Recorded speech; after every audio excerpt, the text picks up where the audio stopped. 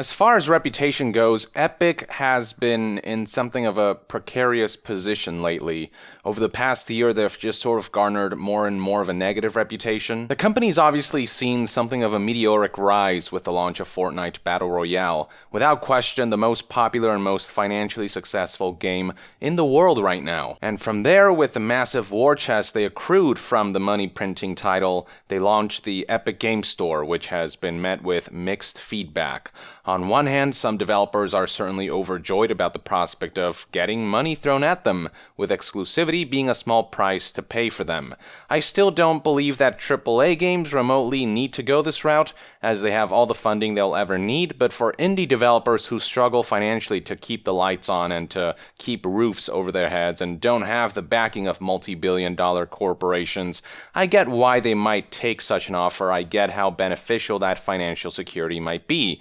But on the other hand, consumers, Steam enthusiasts in particular, are not happy at all with the way Epic has been handling exclusivity, with how they've been snatching away third-party titles that have been announced for Steam or crowdfunded for Steam and pulling the rug from under gaming communities. It'd be one thing if they used their Fortnite war chest to fund and create brand new experiences and made those exclusives, as people are willing to tolerate first-party exclusivity, but taking away third-party games they didn't really make and forcing people to use what's still an objectively inferior platform on almost every front compared to Steam is a different story. Now, aside from the Epic Game Store Spartan feature set, another concern that's been brought up time and again is data security. There have been multiple instances in the last year that have raised eyebrows in terms of how Epic has been handling user data. Back in March 2018, a number of Fortnite players reported having their accounts hacked,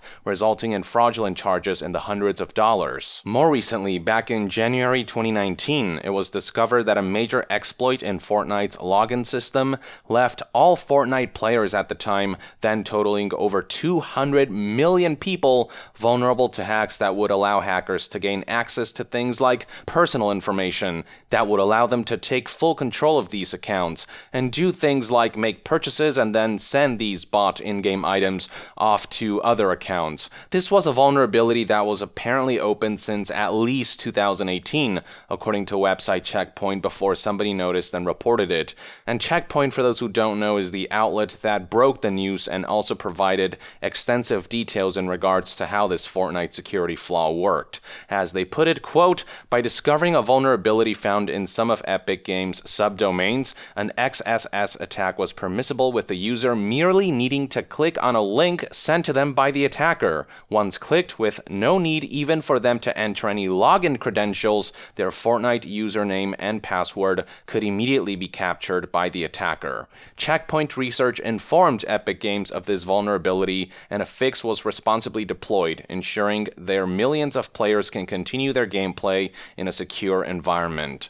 Now, the rest of this article involved technical details that are far beyond my understanding, so I won't delve into that, but you get the idea. Basically, for a while, Fortnite allowed hackers to effortlessly squirm their way into Fortnite players' accounts, all 200 million plus, by simply getting gullible people to click a link. Now, as Checkpoint pointed out, Epic did eventually get wind of this and plugged this hole, having told website Gamasutra the following: "We were made aware of the vulnerabilities and they were soon addressed.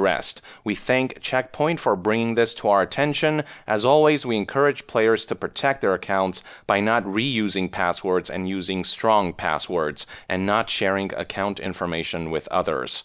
Now, since then, it's been quite a long time since anyone has brought up this incident, but it would turn out to have long-standing consequences for Epic. 7 months after the incident, it's come to light that this issue has not been forgotten, as Epic is now faced with a class action lawsuit.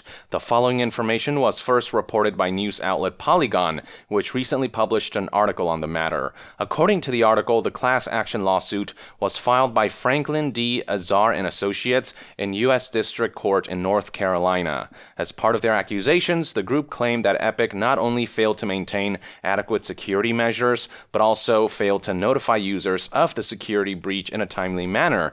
As a matter of fact, the lawsuit claims that Epic to this day has actually not informed affected users, the 200 million plus account holders, about this incident, stating, quote, "Epic Games has not yet directly informed or notified individual Fortnite users that their personally identifiable information may be compromised as a result of the breach." With Check Point having noted that this Fortnite exploit and vulnerability has been there for months, since 2018 before it was patched up on January 2019, it would certainly be prudent for Epic to send out a notice to account holders who might have been affected, but it would seem as though this might be a due diligence Epic hasn't done yet. While the company did speak to media outlets about this, they didn't send out emails and directly contact anyone or anything of the sort. And from the looks of it, this lawsuit right here seems to have some manpower behind it, with over 100 class members contributing to it.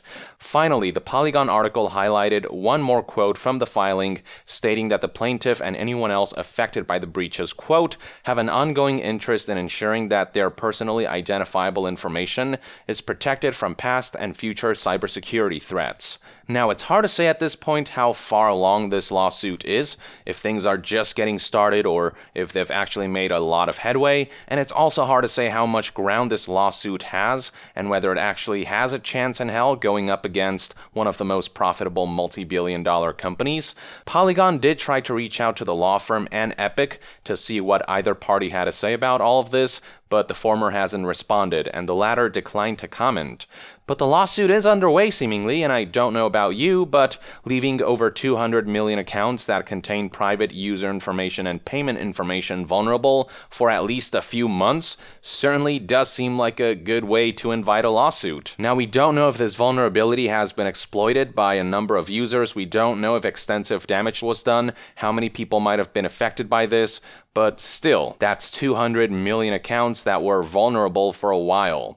Also worth noting is that on top of these Fortnite account breaches, other concerns that have been raised include the possibility that Epic's privacy policy may not comply with the European Union's GDPR, as many users noted that the language leaves it open for data to be exchanged or manipulated in unsavory ways, though Tim Sweeney addressed this in a Reddit post where he insisted, quote, "The language related to sharing data with the parent companies refers to Epic Games Inc. It's a US-based company. This language exists because when you buy an Epic game in certain territories like Europe, the seller of record is our local, e.g. European subsidiary company for tax purposes, but the data is ultimately stored by Epic Games Inc."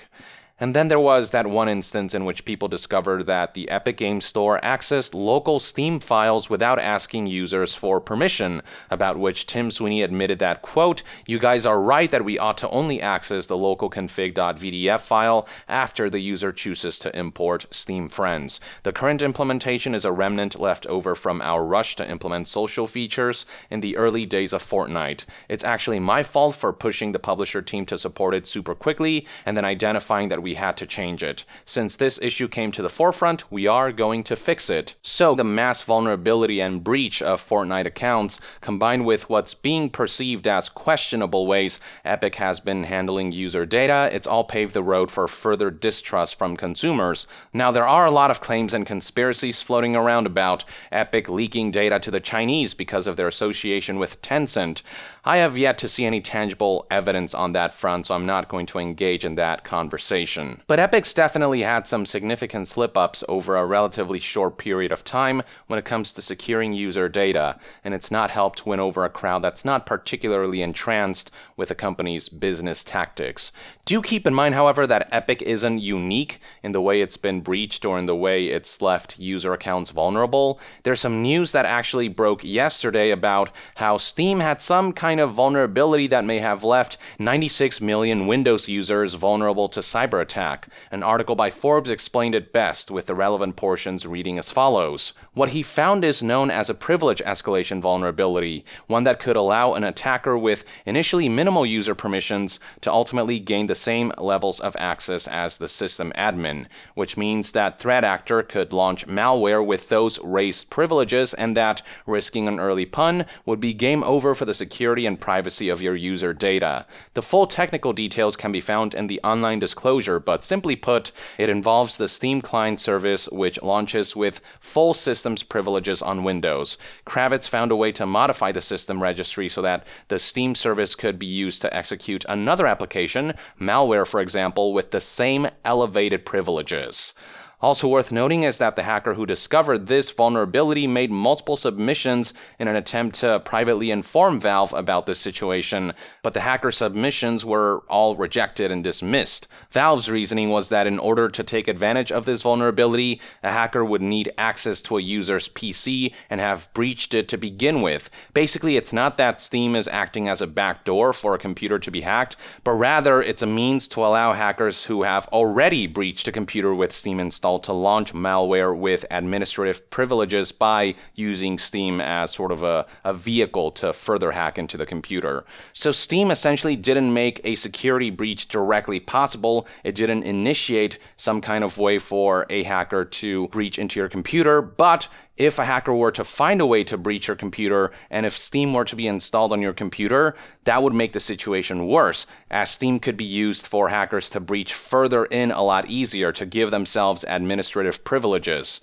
It goes without saying that Valve's justification was pretty piss poor. There's just no excuse to leave any kind of vulnerability in your software unattended, which is why the hacker who raised this issue and was dismissed made this exploit public, which is when Valve finally took action and updated their client to resolve this issue. Steam also experienced the breach all the way back in Christmas of 2016, when caching issues during a sale allowed some users to see other users' account pages containing private information like email addresses, purchase history, and more. The issue was eventually fixed that same day, but enough time had passed for users to see other people's private information.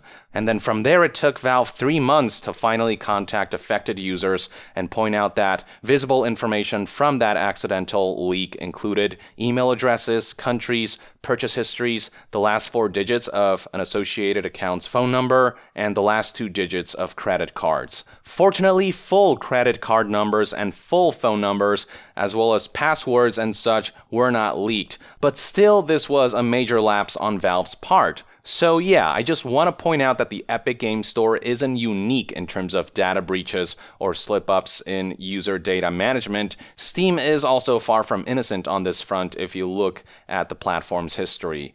But 2 wrongs do not make a right, and whether you're Valve or Epic, there is no excuse for a corporation handling the personal information of dozens, if not hundreds of millions of users to not place the utmost highest priority in data security. There is no excuse for being irresponsible with so many people's personal information. So yeah, looking at this specific case dealing with Epic here, the lawsuit may very well be warranted, especially since Epic seemingly has yet to directly contact users to warn them about the potential breaches, even 7 months after the vulnerability was detected and later patched. And it'll be interesting to see how this all pans out and what information comes to light throughout all of this from either side. One would hope that only very few people knew about that vulnerability, so no extensive hacking jobs took place, no extensive breaches took place.